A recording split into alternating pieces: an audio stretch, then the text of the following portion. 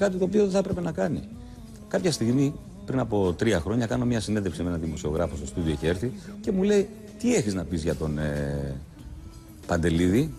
Εν τω μεταξύ, ειλικρινώς, επειδή δεν ακούω ελληνική μουσική, ακούω μόνο ξένη μουσική, ανέκαθεν.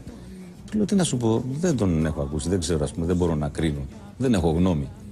Μου έβαλε, του λέω, ο κουμπάρος μου πριν από 2 μήνες στο υπολογιστή και άκουσα ένα ρεφρενάκι για να μου δείξει κάποιον που με μιμείται. Εγώ λέω: δεν το κατάλαβα κιόλας ότι με μιμείται. Ποια είναι η γνώμη σου? Δεν έχω, του λέω, γνώμη να σου πω, γιατί δεν τον έχω ακούσει. Παντελώς άγνωστος ο Παντελής Παντελίδης. Και δεν τον έχω ακούσει τον άνθρωπο, παιδί μου, τι να πω, ψέματα τώρα. Του λέω: εσύ τον έχεις ακούσει? Μου λέει: βέβαια, εμείς τον έχουμε κάνει. Δηλαδή, εμείς, μου λέει, ο κόσμος. Τι εννοείς? Μέσω του διαδικτύου. Δηλαδή, τι έχετε κάνει? Εκατομμύρια views, κόλπα αυτά, πως μου τα έλεγε, δεν τα καταλάβαινα. Του λέω: εγώ θα σου κάνω τώρα τις ερωτήσεις. Είναι καλός τραγουδιστής? Εντάξει. Είναι εμφανίσιμο παλικά? Όχι, μου λέει. Είναι ωραία τα τραγούδια που λέει?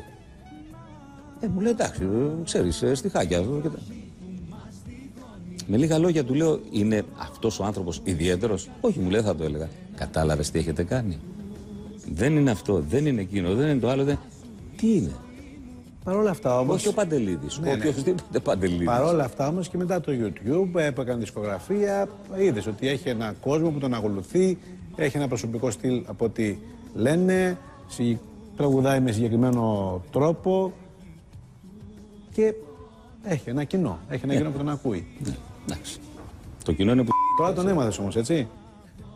Τώρα λέτε τα τελευταία 3 χρόνια. Δεν έχω ακούσει, αλλά ξέρω τώρα. ότι... Αφού δεν ακούω ελληνική μουσική, όμως, πριν από κάποιους μήνες, έχω πάει στο σκάφος του Γιώργου του Πολίτη, είχε το ραδιόφωνο και έπαιζε του. Και ακούω εμένα, σε ένα τραγούδι άγνωστο. Δεν το ήξερα το τραγούδι, αλλά άκουγα εμένα. Δεν ήμουνα εγώ. Ήταν ο Παντελής. Σλιβερό. Κι από πάνω σε μια τάξη τα συμμαζευτά, θα σου πω αν είσαι εντάξει τώρα μαζευτά. Κι αν κρατάς το χαρακτήρα τον αλληλιστό, πάρ' το δρόμο που σου πρέπει τον αγύριστο. Τώρα βγήκε ο Αντώνης ο Ρέμος μετά από τόσα χρόνια και θεώρησε ότι τα λουλούδια αγγίζουν τα όρια της παρακμής και ότι ο κόσμος τώρα πια που δεν έχει χρήματα να αγοράσει λουλούδια, δεν υπάρχει λόγος να τον βάζουμε και σε αυτό το τρυπάκι. Ας πούμε, ήρθε να μας ακούσει, να περάσει καλά. Τον βάζεις?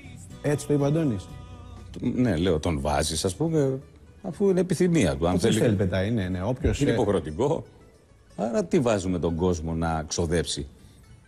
Εγώ το Σάββατο ήταν κάποιοι άνθρωποι, αυτό το κάνω από τότε που ξεκίνησα, από τότε που δεν με γνώριζε κανείς.